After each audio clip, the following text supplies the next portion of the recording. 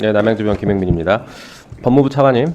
네. 네, 12월 10일 날 명태균 씨의 황금폰이 압수가 됐어요. 알고 계시죠? 네네. 근데 그 이후로 황금폰과 관련된 수사가 거의 진행이 안 되는 것 같습니다. 지금 디지털 포렌식에서 분석 중에 있고. 분석 중이에요? 예. 자, 지금 창원지검에 파견됐던 검사들이 상당수가 복귀했다는 얘기가 들리는데 복귀한 거 맞습니까? 아닙니다. 그 상당 부분은 계속 남아 있어서 파견 네. 연장을 통해서 계속 수사를 하고 있습니다. 네, 몇 명이 파견됐고 몇 명이 복귀했는지 체크해서 따로 보고 하십시오. 예, 그렇게 하겠습니다. 네. 그리고 내란 특검법에 대해서 최상목 권한대행에게 제의 요구해야 됩니다라고 건의했어요, 안 했어요? 그 부분은 이 정부 국무위원 등을 비롯해서 답변 빨리 하십시오. 예, 여러 위원님들 의견을 모아서 종합적으로 결론 내린 것으로 아니, 법무부 말씀드리겠습니다. 차관이 건의했냐고요? 구체적으로 제가 어떤 내용으로 건의했다라는 거는 말씀드린 거는 맞지 않는 것 같습니다. 왜 얘기를 못 합니까? 건의 안 했다는 얘기네요. 그렇게 이해하겠습니다. 건의했으면 건의했다고 하지 왜 얘기를 못해? 그전에는 건의했다고 다 얘기해놓고 왜 이번에만 건의했다고 얘기를 못 합니까? 아니, 건의 안 했으니까 그런 거죠? 아닙니다. 기본적으로 자, 문제점에 그리고 대해서는 다 말씀을 드렸고. 건의 안 했잖아요. 그런데 제의하라고. 맞죠? 아닙니다. 그렇진 않고. 그럼 건의했습니까? 문제점에 대해서는 제의 지적을 했습니다. 요구하셔야 됩니다라고 건의했어요, 그러면? 문제점에 대한 지적을 했고 제의 요구 결정 자체는 제가 단독으로 할 수 있는 건 아니기 때문에 네. 여러 PPT 의사를 모아서 보여주시죠. 한 것으로. 그 부분은 더 확인해 보겠습니다. 함부로 거짓말 하시면 안 됩니다. 자, PPT 보여주세요. 마은혁 헌법재판관 미임명에 대해서 지금 권한쟁의 심판 중이잖아요. 맞습니까? 네. 근데 최상목 권한대행이 이런 얘기를 해요. 위헌 결정이 나오더라도 곧바로 임명하지 않고 법무부와 법제처와 추가 검토를 하겠다. 법무부가 이거 추가 검토할 권한이 있나요? 뭐 기본적으로 추가 검토할 겁니까? 요거 오면? 아직 구체적인 사안에 대한 결정이 이루어지지 않았기 때문에 거기에 대해서 그걸 전제로 말씀드리는 건 맞지 않습니다만 기본적로는 네. 이 법무부의 위치라는 것이 어떤 국정 운영에 있어서 권한대행이 이렇게 법적인 얘기했는데 검토 안 할 거예요? 법적인 측면에서 조언을 할 수 있기 때문에 네. 필요한 하지 부분에 대해서 할수 마십시오. 있다고 그런데 보입니다. 하면 안 됩니다. 다음 페이지 보여주시죠. 헌법재판소법을 좀 보면서 얘기하십시오. 헌법재판소법에 뭐라고 돼 있어요? 권한쟁의 관련해서 헌법재판소가 66조 2항입니다. 헌법재판소가 부작위에 대한 심판 청구를 인용하는 결정을 할 때는 피청구인은 결정 취지에 따른 처분을 하여야 한다. 법무부한테 물어봐서 한다가 아닙니다. 법제처에 물어봐도 안 되고 해야 됩니다. 이게 안 읽혀요? 해석이 안 됩니까? 그 다음 뭡니까? 67조 결정의 효력.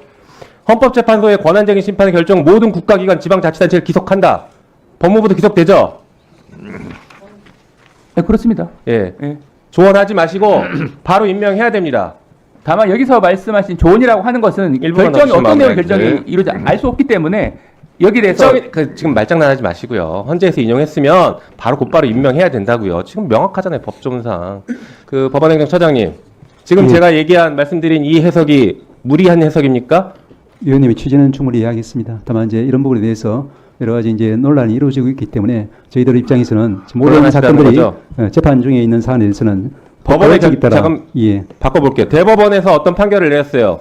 그 대법원의 판결을 국가기관이 따라야 됩니까? 따르지 말아야 됩니까? 따라야 됩니다. 당연하죠. 헌법재판소가 결정하면 따라야 됩니까? 따르지 말아야 됩니까? 따르는 것이 필요하다라고 헌재 측에서 입장을 밝힌 것으로 알고 있습니다. 네. 법원행정처도 따라야 된다는 입장을 밝힌 것으로 이해하겠습니다. 법무부 차관, 네. 지금 이런 거 가지고 말장난하시면서 국민들을 혼란스럽게 하면 안 되고요. 이런 부분은 명확하게 정부 입장을 얘기해야 됩니다. 따라야 합니다. 이렇게 답변을 하셔야죠. 말씀해 보시죠. 따라야 합니까? 헌재 결정이라든지 법원 판단에 대해서는 당연하게 존중을 해야 되죠. 다만 지금 어떤 결정이 나오는지 알 수 없는 상황에서 어떤 결정이 나올 걸 전제로 해서 말씀하시니까 거기에 대해서는 단정하게 말씀 못 드린다는 겁니다. 인용 결정이 나오면 따라야 됩니까? 말아야 됩니까? 원칙적으로 말씀드리면 헌재 결정은 존중해야 됩니다. 예. 헌재 결정 내용을 분석을 해야 되고요. 그 취지가 어떤 것인지. 예. 존중해야 됩니까? 따라야 됩니까? 앞으로 법무부와 검찰은 법원에 기소하지 마십시오. 그러면 법원의 결정 안 따를 거예요. 차관 법제처장, 제가 질문하니까 따라야 한다고 서면으로 제출했잖아요. 아니 그러니까 제가 존중한다는 게 같은 말입니다. 그러면 말을 못해요. 따라야 합니까? 아니 제가 존중한다고 말씀을 드렸는데 따라야 한다는 말씀을 자꾸 사실상 그런 답을 원하시니까 사실 같은 취지 말씀드렸던 건데 거기에 대해서 제가 말씀드렸던 겁니다. 존중한다는 말이 같은 취지죠. 아니죠. 같은 취지가 아닙니다. 존중하는 것과 따르는 건 다릅니다. 존중하지만 따르지 않겠다.